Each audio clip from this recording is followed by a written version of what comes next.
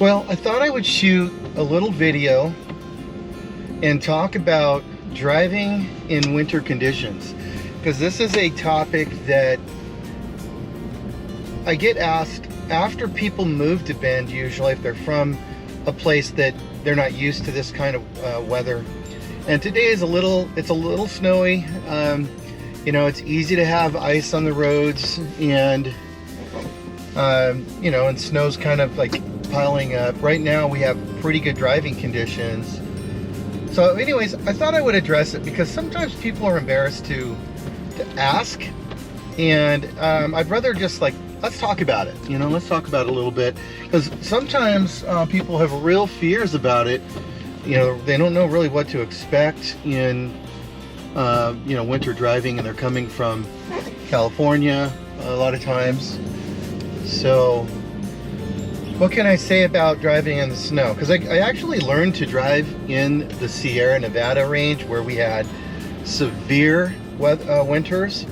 And back in those days, we didn't have all-wheel drive vehicles. I would be driving like a front-wheel drive Honda Accord, like when I was in high school. And so now we have more technology in our vehicles, and if you don't, you probably will. Moving to Oregon, you're going to probably end up with a Subaru or an Audi, or something like that, or a Honda. I've owned all of those vehicles over the years, with my daughters driving in the winter, and my kids all growing up here. So you might be thinking about that. If you don't already, you're going to probably need to plan on picking up an all-wheel drive vehicle, not just for the winter, but around Central Oregon, especially if you start heading up into the high lakes or doing any outdoorsy type stuff. An all-terrain type vehicle is really the smart move to make. So keep that in mind. On a day like today, or let's just say once the roads are frozen and covered in snow, the number one thing I think I would say, the number one thing that matters is you have to be in a different frame of mind for your driving. And you have to not be in a hurry, and you have to be thinking very defensively in your driving, like this, where I'm staying way back here from the other vehicles, and I'm not going to get anywhere near those guys, because if I happen to be sliding, even with all-wheel drive, even with snow tires, once you have the right road conditions, you can be sliding. It doesn't matter how big your truck is. Ice is slippery, and you have to imagine yourself trying to stop. Stopping is usually the thing. It's not about accelerating, it's about stopping. So you always want to just be giving yourself plenty of room, not allowing other drivers to pressure you on the road to drive in a way that you're not comfortable. And that's a big deal. You have to remember, you have a right to be on the road driving in a manner you feel safe and comfortable. And I've always reminded my own kids of that, and it's something to just realize. If people are pressuring you to drive faster than what you're comfortable, pull over, get out of their way, let them go by, but don't feel the pressure to drive in a way you're not comfortable. Coming up on a roundabout like this, it's slow down, really start to gauge your speed with the other vehicles coming your direction, and then proceed. You don't want to stop unless you really have to stop. You want to gauge your entry into the roundabout. We'll do it again here as we come up on the other roundabout. Roundabouts are great once you get a feel for them and how they flow.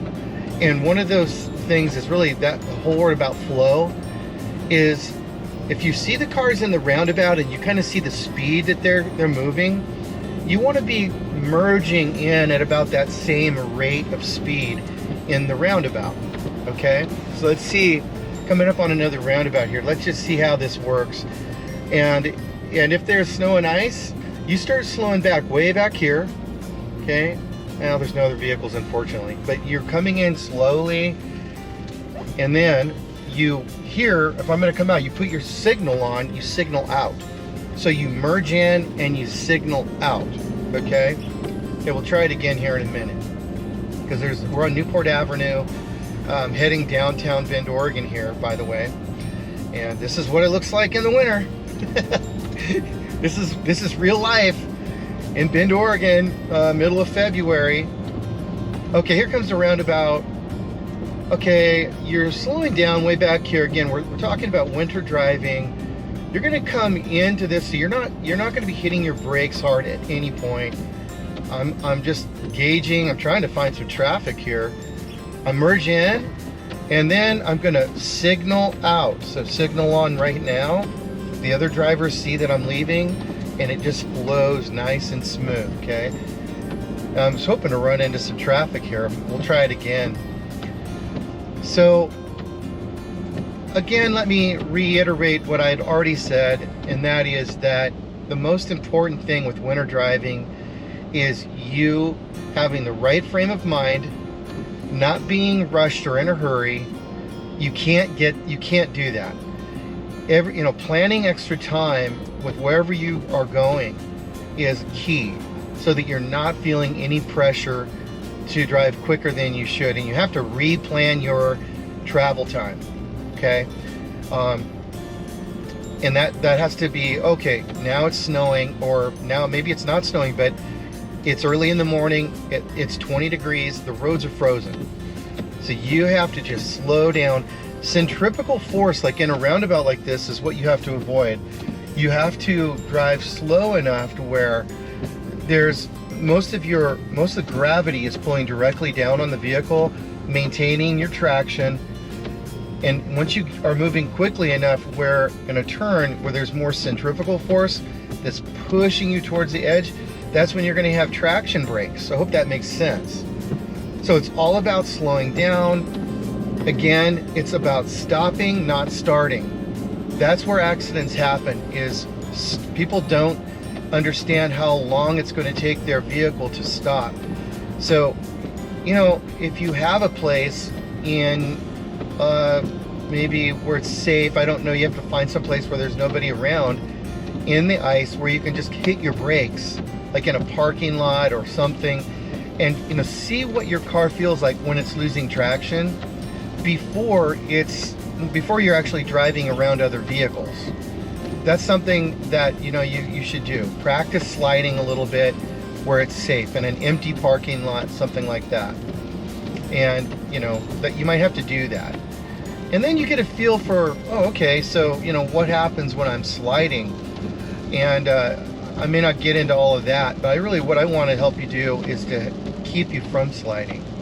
The right vehicle, the right safety equipment, which, let's talk about that a little bit. Snow tires.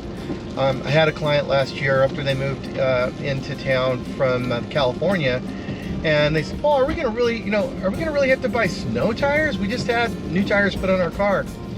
Well, yeah, it is a thing you need to do living in the Northwest. It's just a normal thing. Once you're here, you realize you're going to have two sets of tires. You're going to have your snow tires, and you're going to have your summer tires. So plan on that.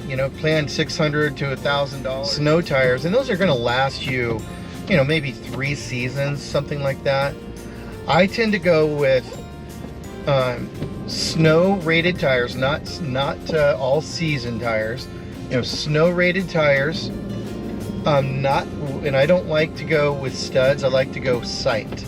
Siping is a process where they cut the rubber, and the tires are even softer and more supple, and they're really effective with ice, and they also run cooler. They're quieter. When you go with studs are a problem in a few ways. They're really loud, for one thing. You have to pull them off once it's the season is over. Studs can come out of the tires. They get off balance. They get worn down, and also they tear up the roads. So it's a problem for our roads as well. My recommendation: buy snow tires that are siped. And if you go to Les Schwab, they'll know exactly what you want. And some tires, snow tires even come pre-siped, so you know that's a thing as well.